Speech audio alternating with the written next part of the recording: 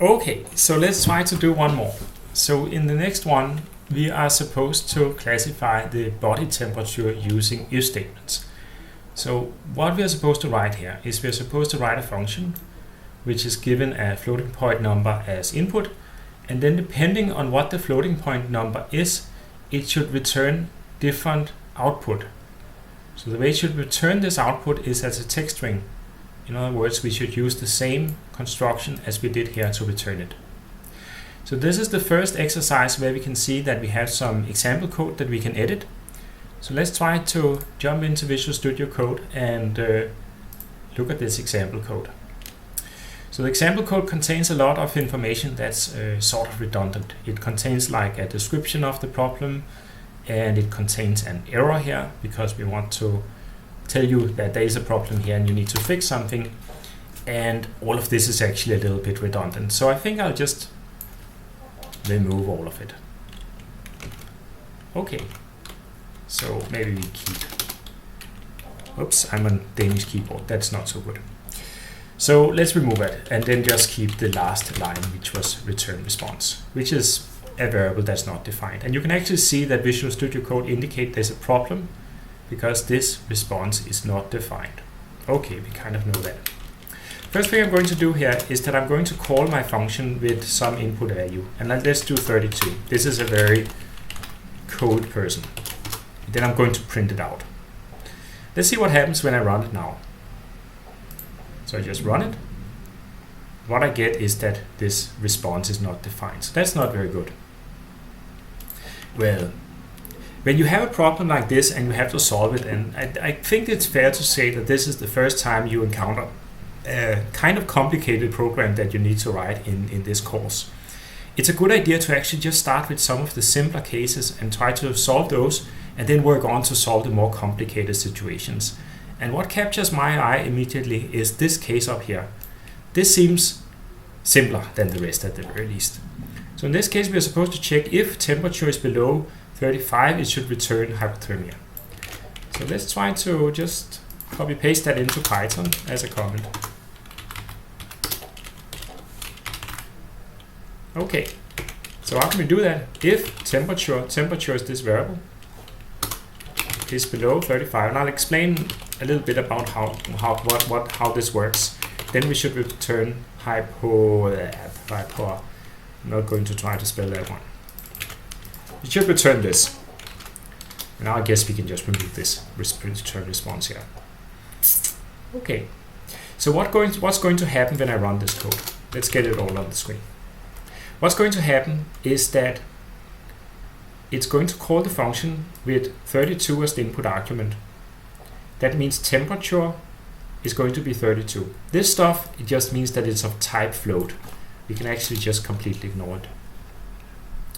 So it's going to call the function temperature is 32. Then it's going to say if temperature 32 is less than 35, that's true, return hypothermia. So that's what's going to happen in this case. Let's just check. That works. Okay, so now we solved one case.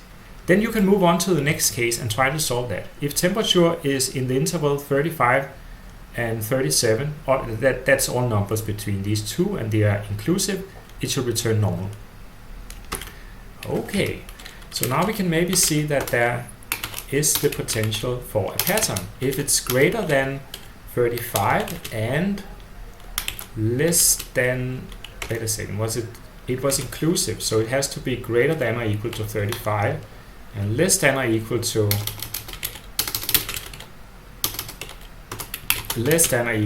37, then we should return normal.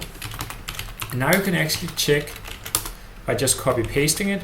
You can actually check that it seems to work for both of these values, like this. Okay, so now we start getting the pattern. So let's try a new one. That is this one taken care of. Then it's greater than 37 and less than or equal to 38. And now the only tricky thing is that we need to check if it's inclusive or not inclusive. So in this case, I remember that it was not inclusive 37. But it's less than or equal to 38. Then we should return something. Fever, slight fever. Okay. So I'm copy pasting because I just don't trust myself to get this completely right otherwise. Okay. So this is going great, right? Now I'm just purposefully going to skip this one. There's going to be a point in that in a moment, but we'll just go directly to this one. If it's higher than 39,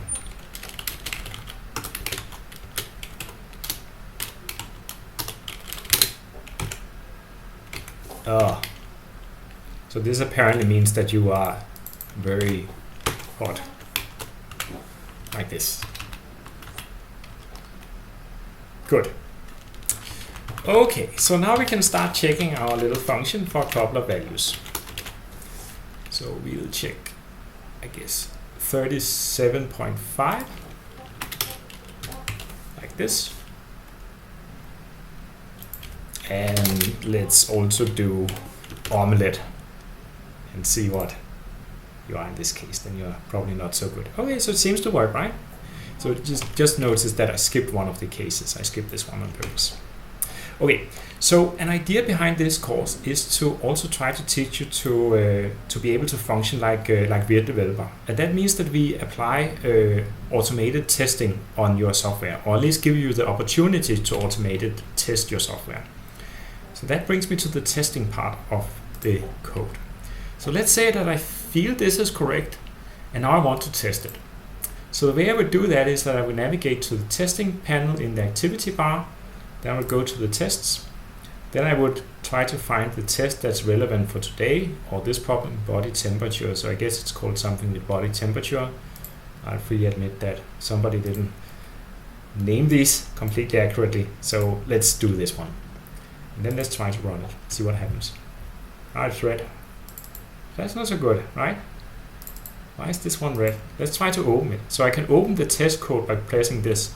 This is just Python code. It's a little bit more advanced Python code than you should probably see right now, but it's just Python code, and you'll actually understand what this does when you're done with the course. But for now, we can just sort of pattern match our way through it and get an idea about what it tries to do. So what it tries to do is that it takes our function body temperature, it plops different values into it, and then it stores the result as a variable. I'm not really sure why.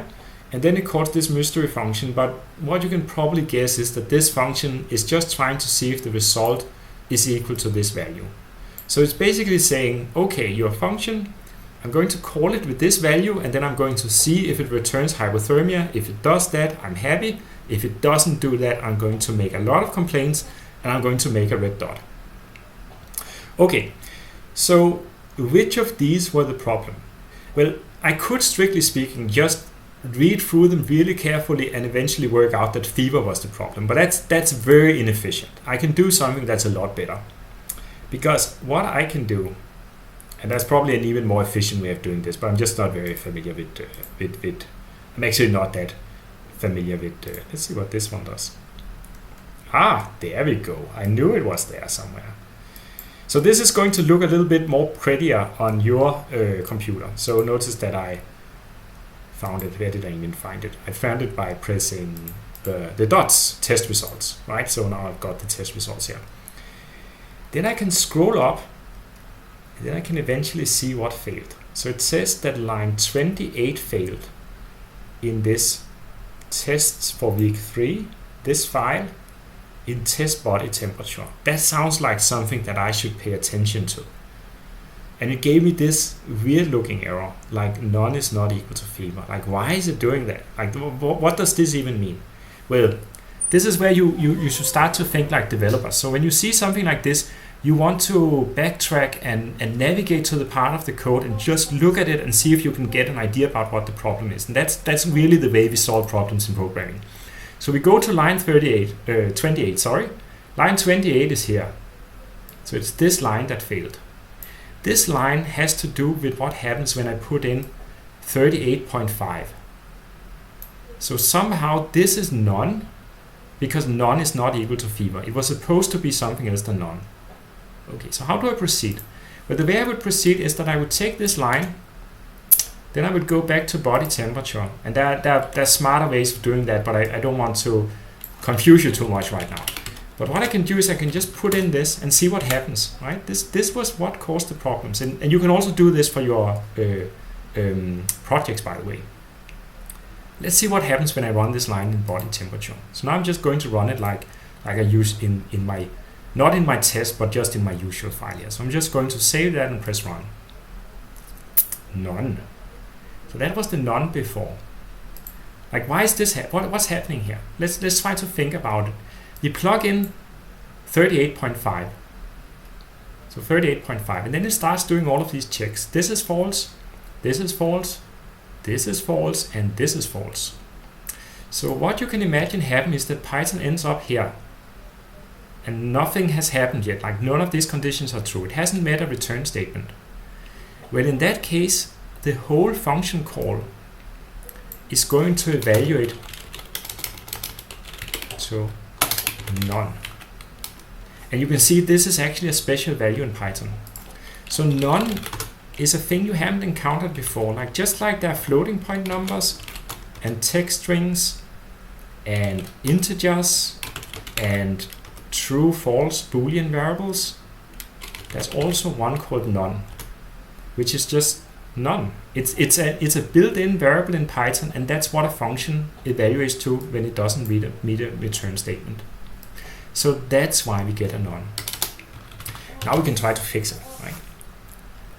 So we put in a if statement. If temperature is greater than 38 and less than or equal to 39, so that was the missing case. Oopsie, Python is complaining that I'm a little bit stupid. So then I should say return probably not great and not terrible. I don't know. Oh wait, let's see what happens when I do this. I'm just going to quit this little Python interactive thing here by pressing quit, and then I'm going to run it again. So we can see that now we captured this value correctly. Okay, so maybe I did it correctly now, or maybe there's a bit of a problem here. Let's try to ask our tests, because the good thing about having these tests is that we can just try to fix our code and then run the test again and see if they work. So let's try to run them. I press run, and I go over to my test results, and I think I forgot to save it. So nothing happened. So now we see that I still get a lot of errors. And when I scroll up, I can see that it's still line 38. So I can just jump to the code here by pressing this button. Then I can go down and see it's still 28. But now it says the result, which is the output of body temperature, is not equal to fever. So what it specifically complains about is this stuff. And you need to read this carefully, because this is important for solving programming problems. Like, read the output really, really carefully where it seems to be relevant to what you're doing. So the output is probably not great, probably not terrible. That is, the output of my variable is not equal to fever, and that is why it is complaining. So this is Python's test system's way of saying, I expected fever, you gave me this stuff, this is your result. These two things are not equal, like there's a not equal sign here, and that's why I'm giving you an error. So you have to go back and fix that. And now I can actually just be really lazy. I can just say, well, fever, right? So I'm just going to copy paste fever, right? That's what you're saying it should be, so I just copy it. Then I go back to body temperature. And then I say, well, you were supposed to be fever. I save it, and then I run it again. And now the test works. Now there's no longer a problem. I fixed this problem, the test is green. As far as the testing system is concerned, it's fine. And this is how you can effectively solve problems in Python in different ways than just trying a bunch of these print statements and hope that you get all the relevant conditions met. So that was all I had to say in this video, and let's move on and try to solve some of the other problems in the next video, I should probably say. So I'll stop here.